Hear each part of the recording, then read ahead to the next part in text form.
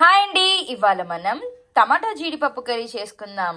ముందుగా నేను బాండీ పెట్టుకొని ఆయిల్ పోసుకొని ఇందులోకి జీడిపప్పుల్ని వేపేసుకుందాం.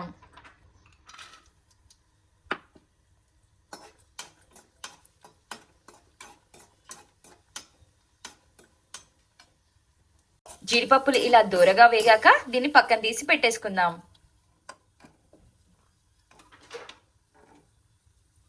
అదే నూనెలోకి మనము ఆవాలు జీలకర్ర వేసేసుకుందాం. పోపు చిటపటలాడాక దీంట్లోకి పచ్చిమిర్చి కరివేపాకు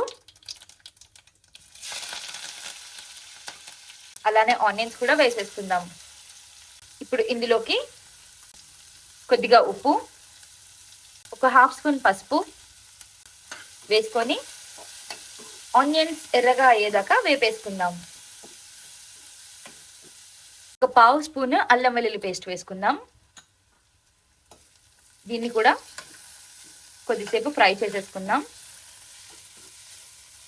టమాటాను కూడా వేసుకుందామండి. నేనైతే 3 టమాటాలను తీసుకున్నాను. ఇప్పుడు దీన్ని కూడా కొద్దిసేపు మగ్గించుకుందాము.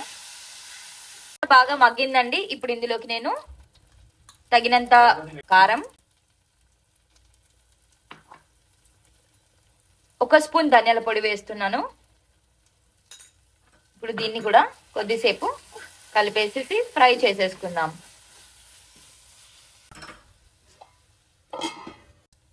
టమాటా బాగా మగ్గిందండి. ఇప్పుడు మనము ఫైనల్గా జీడిపప్పులు వేసేసుకొని అలానే కొత్తిమీర కూడా వేసేసుకుందాం. ఇప్పుడు కలిపేసి ఒక 2 మినిట్స్ మూత పెట్టి పక్కన పెట్టేసుకుందాం.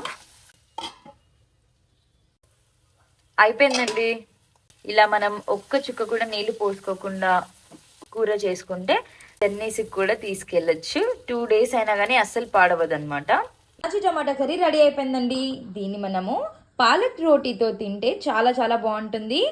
పాలక్ రోటీ రెసిపీ కూడా మన యూట్యూబ్ ఛానల్లో ఉంది, చూసేయండి. Like, share and subscribe to Vara vlogs.